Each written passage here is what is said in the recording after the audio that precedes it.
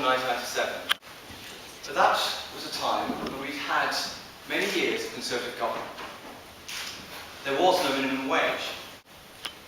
It is now £5.80 and rising.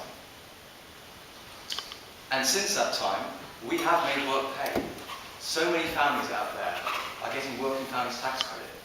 The Tories were happy to believe that we're actually after a tax break for married couples of £3 a week. How does that compare to £2,500 a year for a family on an average earnings of £24,000? Before 1997, pensioners had to pay higher rates of VAT for their heating fuel and only received extra help if the temperature fell below freezing for 7 days. Now, every pensioner gets £250 every year, £400 if they're over 80. Before 1997, many patients were waiting months, if not years, for routine operations like hip operations. Now, it is 18 weeks from the minute you see your doctor, the day you see your doctor, to the time you get your operation. That is the guarantee. Before 1997, many of our schools didn't have enough books for their pupils. Classrooms were leaking. Now, every school in this country is being refurbished and rebuilt, including right here in Southend, thanks to money directly from the Labour government. And don't you let this Conservative Council have you believe otherwise. Before 1997, education at the lowest level, the nursery, was very patchy at best.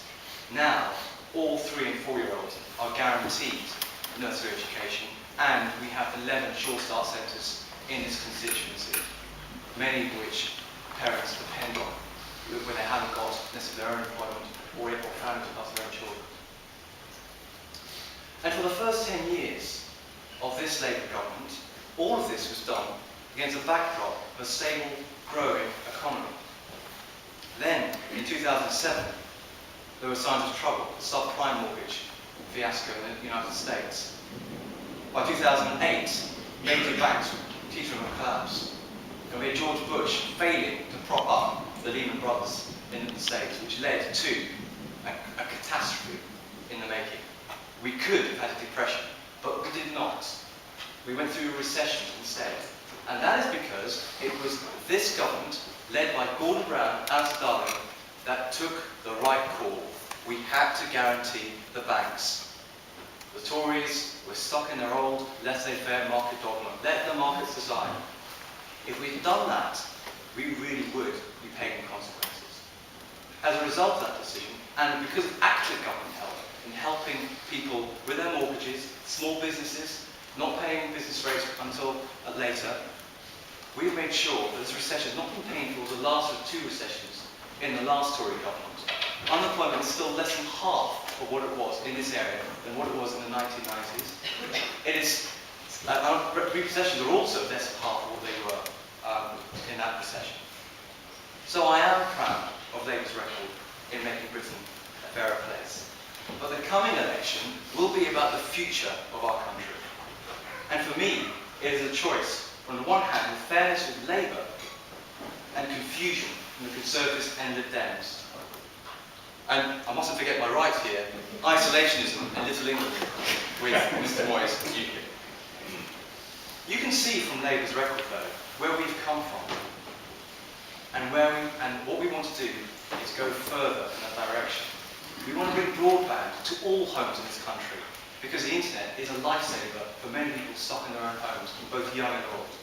We want to bring high-speed rail across the country. We had Lorna Donors come to Southend a couple of months ago and explain that to us. We do want a banking levy, as do the Conservatives, because the banks do have to pay for the guarantee that the taxpayers give to them. But we want to do it internationally, because it ain't going to work on its own in this country, as the Tories would have you believe. And we want to make sure that financial services are there for them, for all people. Which is why we want to use our post offices as a people's bank and really bring life back to many of our post offices which are dying because people don't use as much as they used to. And finally, something close to my own heart, we are going to have a cancer guarantee of 1 week from the day in which you see your doctor and he thinks you may have cancer to the day when you get your results and you are set on the course for proper operation. that is a price worth paying to save lives. Because at least 1 in 2 of us, we live longer, are going to get cancer. We all know somebody who has had cancer.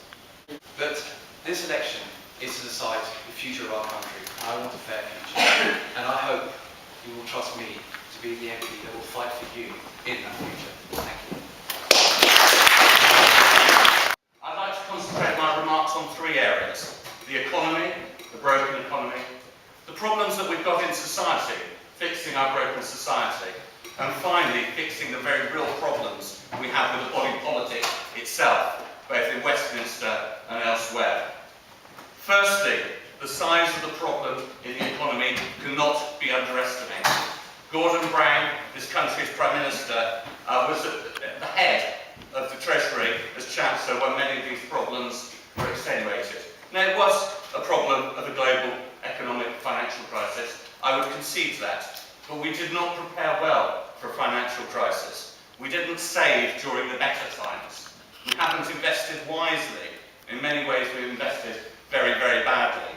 As a constituency MP, I quite often sadly get people with individual financial problems. And I'd like to pretend, if you allow me, that the country is an individual constituent coming in.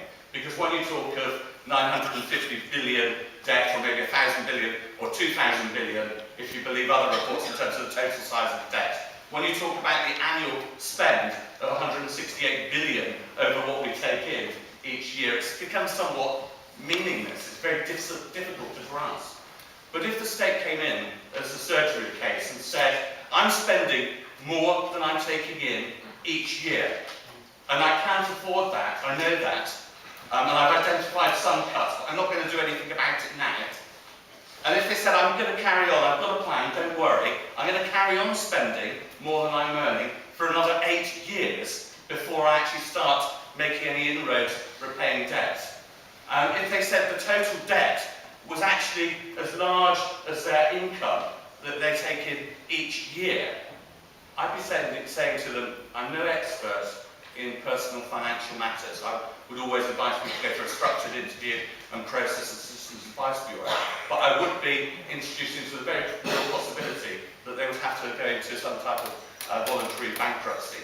The state as a nation is in a perilous state, and in many ways the problem is disguised by low interest rates. And we are on a precipice. Unless we get the finances under control, stop spending £4 for every £3 that we get coming in, we will be in much deeper financial problems. Turning now to society and the fabric of society. We can't blame other people for our woes. We cannot abdicate responsibility. Margaret Thatcher was famously criticised for saying there's no such thing as society. She actually went on to talk about individuals and their responsibility and role in society. There is such a thing as society. It's just not exactly the same thing as the state. We can't constantly be saying, well, someone should do something about it. Someone should do something about it. Why doesn't the council do something about it? Why doesn't the government do something about it? We need to take personal responsibility, which is why our manifesto has been called an invitation to government. It's about people participating in this change the country needs, not simply receiving the change the country needs.